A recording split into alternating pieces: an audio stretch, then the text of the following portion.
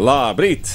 Kopā ar plastikas ķirurgu Anci Ģīli mēs šonedēļ apspriežam dažādus jautājumus saistībā ar krūšu veselību, pārsvarā ar sieviešu krūšu veselību, vai ne? Tieši tā. Labrīt, Anci, un mans jautājums uzreiz, kāpēc sievietes visbiežāk izvēlas izņemt krūšu implantus? Ja tas notiek. Kādi ir tie iemesli, jā?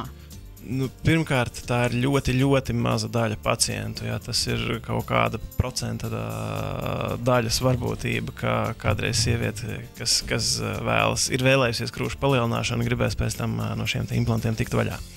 Tikt vaļā vai vienkārši ielikt kādus mazākus implantus? Lielākoties tās implantu maiņas ir uz lielāku tilpumu implantiem. Tas saistās pārsvarā ar to, ka ir kaut kāds vecums, kurā krūts iedzeres sāk atrofēties. Un tad, lai noturētu krūtis tajā apjomā, pie kā cilvēks ir pieradis un kam ir pieskaņota lielākā daļa garderobes, tad vienkārši tas tilpums tiek pieaudzēts klāt. Bet, protams, ir pacienti, kuriem nav šis sajūtu līmenī vajadzīgais komforts dzīvojot ar implantiem. Tas var būt gan netika pārdomāts implantu ievietošanas operācijas lēmums, vai netika pārdomāts tilpums, kāds ir sasniegts ar šo pirmo operāciju, vai tā varbūt organisma reakcija uz implantu kā uz svešķermeni, kas dažiem cilvēkiem var būt nepatīkama. Un vai vienlaicīgi ar izņemšanu ir iespējama arī krūšu pacelšana vai redukcija?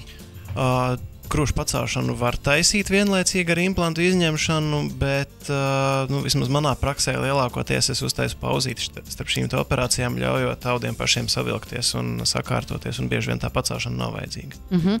Par to implantu izņemšanu es vēl gribēju precizēt, vai var būt arī kādas veselības vai estētikas komplikācijas? Kas saistās ar implantu pašu izņemšanu, visdrīzāk, ka nē. Protams, jebkurai ķirurģiskai manipulācijai ir ķirurģiskie riski, tur asiņošanās, šķidruma sakrāšanās, jeb seromas veidošanās vai rētošanās, bet konkrēti dēļ tā, ka implants tiek izņemts ārā, turpmākām problēmām nevajadzētu būt. Paldies tev, Anci! Tad līdz rītam! Paldies!